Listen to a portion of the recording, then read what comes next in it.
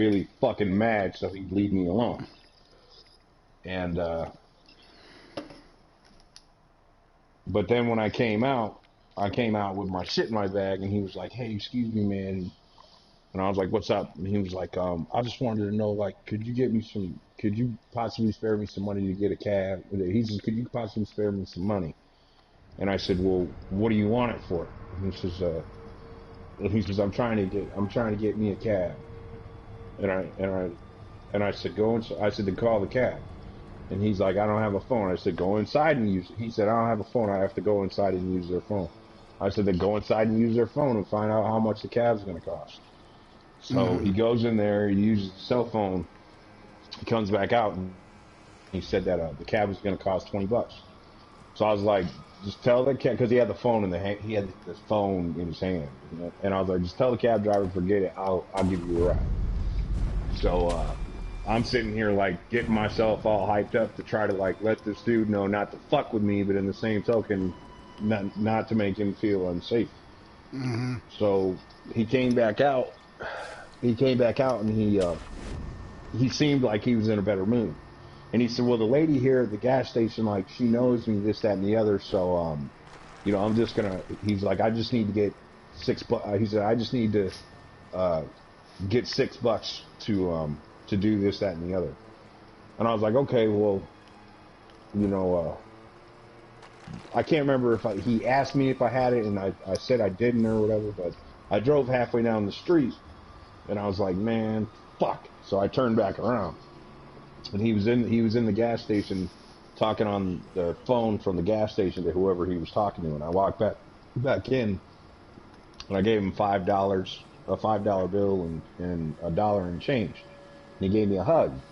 So we go outside, and he starts talking to me. And then I'm just like, all right, you know, just hear this dude out, you know, whatever the case may be.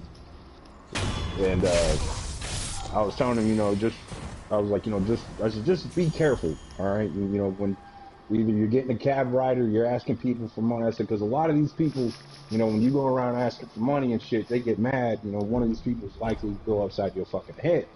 And he was like, no, it's cool, man. This, that, and the other. And I was like, you know, I said, I'm not one for giving people money because they tell you they want it for one thing, and then you're like, all right, well, what do you want the money for? And then they say, oh, I want something to eat, and you're like, all right, well, tell me what you want to eat, and I'll go get it for you. And they're like, well, I need the money. And it's like, nah, motherfucker. So he was like, yeah, I know, I understand. And he went on telling me like all this, that, and the other about how he had encountered this thing where this girl had come up to him. Game's too loud. This girl had come up to him one time when he was with a couple of buddies of his, and she said that she needed $70 for a cab. But she said that she had gotten $20, but she just needed another 50. So he was like, well, why don't you call the cab? And she's like, well, he said, well, why don't you call the cab, and I'll talk to the cab driver and I'll give you the $50. And she's like, well, I don't have a cell phone on me. And he's like, well, I got a cell phone. Why don't you give me the number to the tow truck, and it was a tow truck. Give me the number to the tow truck and I'll call them. So when he called for the tow truck, he heard a cell phone ring behind him in a car. So what he did was he walked away. He said that there was no answer, so he walked away from the lady. He walked up behind the car where he heard the phone ring. He dialed it again. He heard the phone ring. So then he went off on him. And I was like, he's like, yeah, because, you know, normally I don't even take rides from people. I said, you're right not to take rides from people. I said, but I don't mind helping you because I'm a disabled combat vet, and I know what it's like when you need help and people are looking at you like you're fucking stupid. I said, just please be careful.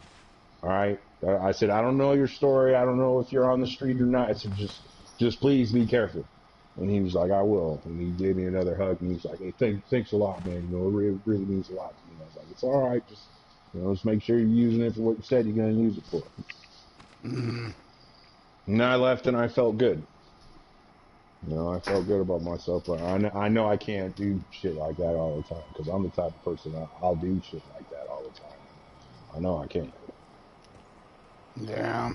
People take advantage. Like, even when I was in the hospital, there was things that I was doing to like help the other patients, and one of the nurses, she pulled me aside and she was like, Mr. Jumper, you have to understand you can't do this, that, and the other for the patients because we're trying to teach them to be independent for themselves. And I was like, well, I said, I know and I understand that, but I like helping out because it makes me feel good. I'm not saying that it makes me feel useful, it just makes me feel better about myself. And she was like, well, you got to understand, Mr. Jumper, like, people will take advantage of that. Now, she's preaching to the fucking choir, but I didn't sit there and tell her, lady, I was born today, but not fucking yesterday. Like, I'm not stupid, you know? I didn't tell her that because I didn't want her to feel some type of way. But I was just like, oh, okay, all right, I get it now. I get it now. Yeah. It's not in my nature to be a fucked up asshole kind of person. But growing up in the Army, that's the kind of person it made me. It made me a very cold, bitter, angry, hateful fucking person. Because everybody I worked with is nothing but fuckers. And all they want to do is fuck you over, get one over on you, or smile in your face, and then as soon as it comes, you know, the people I worked with were the type of people that if we were up for promotion, if me and three other guys of mine were up for, two other guys of mine were up for promotion for the same rank, but they could only get one of us. Mm-hmm. Like, you know, I'm trying to encourage them to do the right thing, and, you know, I'm doing all the right shit that I'm supposed to do. And they'll sit there and talk to me like I'm my friend, like they're my friend and all this, that, and the other. But then all the while, both of them are going behind my back talking shit to my boss about me. And then both of them are talking shit to each other, talking shit about each other to my boss, but they don't know it. Mm-hmm. Wow. And then unbeknownst to me, I'm telling my boss, you know, why don't you pass me up for promotion right now? Like, I'm good. Why don't you look at one of the two of them? And then either one of two things would happen. I would find out that both of them were doing it, to which I'd keep it very short and cordial with them. But I wouldn't tell my boss, look, I know they're coming behind me, running their mouth to me behind my back. Yeah. I wouldn't even say nothing to my boss. Or I'd find out after the fact, and then either I'd wait to see if one of them was going to come to me and apologize, or I'd just wait for my opportunity to cuss them the fuck out. And I'd make damn sure when I cussed them the fuck out, I did it in front of everybody.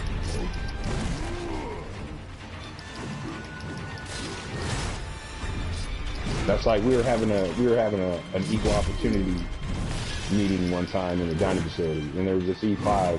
He was a real shit fucking guy, man. Treat the soldiers like shit and act like he's fucking holier than thou, and nobody could fucking stand him. So he's talking all this shit about being a leader and doing this and doing that. And I'm like, bro, and I just called him out, like, right in front of everybody, even in front of the equal opportunity officer. I'm like, bro, I said, bro, shut the fuck up, man. And he was like, what? And I was like, shut the fuck up, dude. I was like, all you ever do was fucking run your fucking mouth and this, that, and the other, and blah, blah, blah. And you got the nerve to sit here and tell somebody about being a fucking leader and holding themselves to the fucking NCO creed and the code and all this.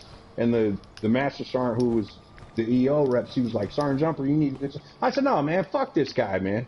And he started running his fucking mouth. And I was like, you know what, nigga? I said, you know what, fucking punk-ass motherfucker? I said, you got a goddamn problem with me. You take your fucking bitch ass outside right now. I'm gonna go out back, take this fucking jacket off, and I'm gonna be waiting for you. I said, because I don't fucking play these little fuck games. I don't give a shit if it's against EO policy or not.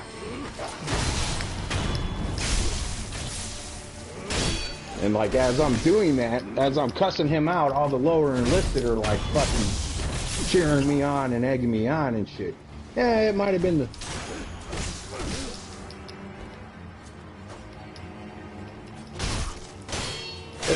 wrong decision, but got my damn point across. Mm-hmm.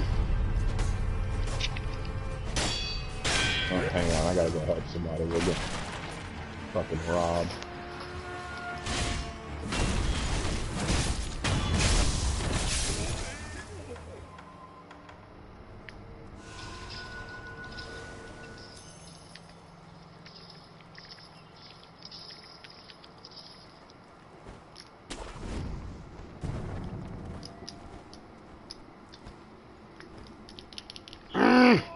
It just fell off. That was stupid. He like grabbed onto the ledge and then let go of it.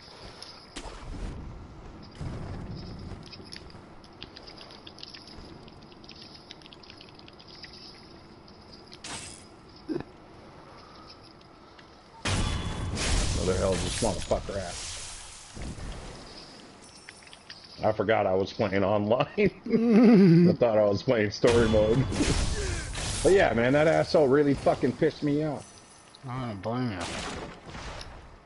Like, bro, don't sit here and fucking paint yourself to be the fucking good guy when you know good and damn well you ain't. You a fucking shyster just like the rest of them. Don't fucking sit here because you got this master sergeant up in here. Now you trying to suck her asshole to fucking get fucking kudos and shit. Nah, bro, fuck that noise.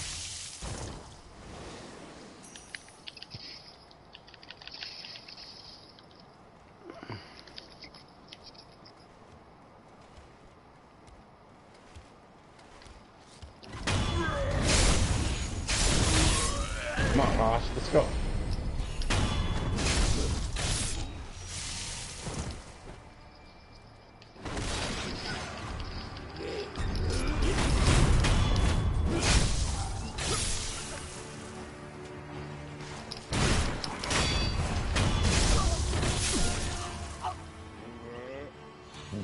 I don't play fucking games, man.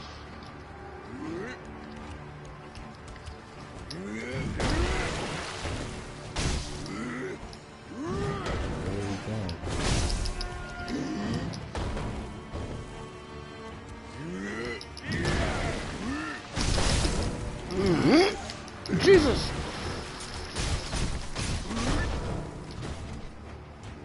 Ah. Go, dude.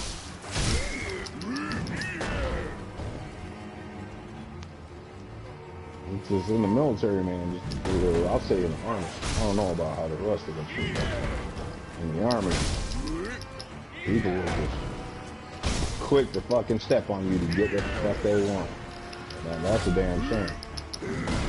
I thought, you know, joining the army, it was gonna change my perspective about life, and you know, I was gonna learn that, you know, people were different, and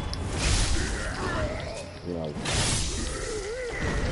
it wasn't always gonna be about this, that, and the other, and it was gonna be different than the real world. You know, we weren't gonna, you know, we'd hold ourselves to a different standard. And, you know, it was just supposed to be different. Then I get in the army, and it's like everything's a fucking high school. It's like fucking high school all over again. I'm like, come on, man. It always is. No one ever seems to actually grow up and fucking do anything nowadays. No, yeah, you know, I don't understand that shit.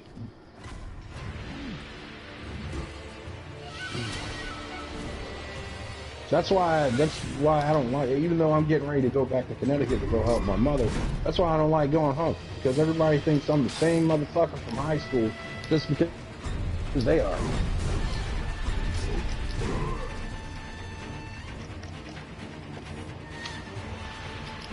I understand you don't want to better yourself. And you want to sit here and play these little fucking games and act like you're still in high school and shit, and act like you're holier than thou.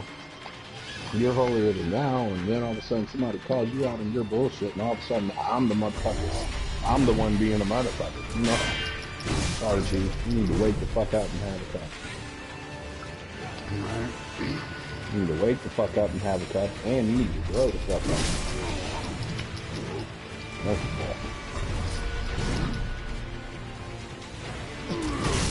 Okay, so I just keep to myself.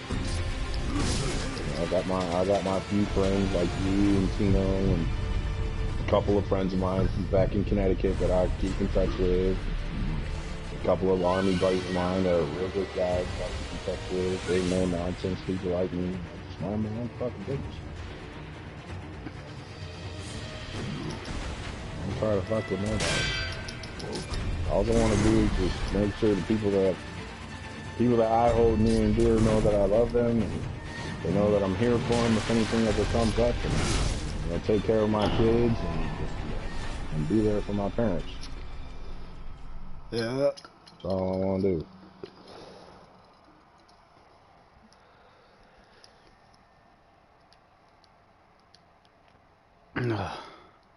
This game is freaking hard. Oh, Jesus. Sakura again? Yeah.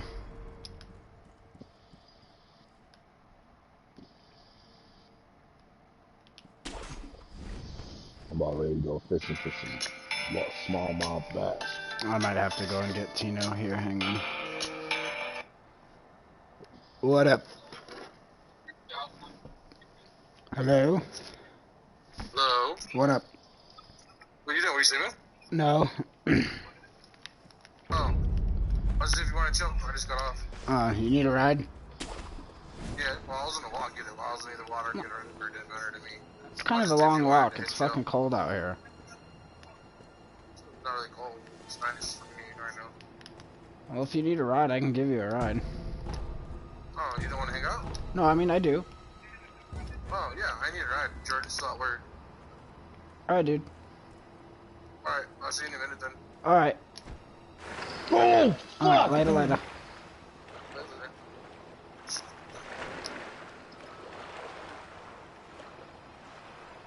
Where does this fucking go? This is an entry to, like, nowhere.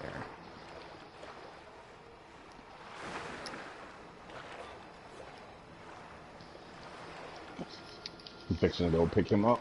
Yeah, I'm gonna go get him and then I'll get back on. So I thought you were gonna hang out with him. Oh, I mean, I'm gonna, but I'm sure if you get into a fucking party with him, we'll all end up talking again anyway. Oh, okay. Yeah, no stuff, man. Alright, dude. I'll talk to you here in a bit. Alright, later, later.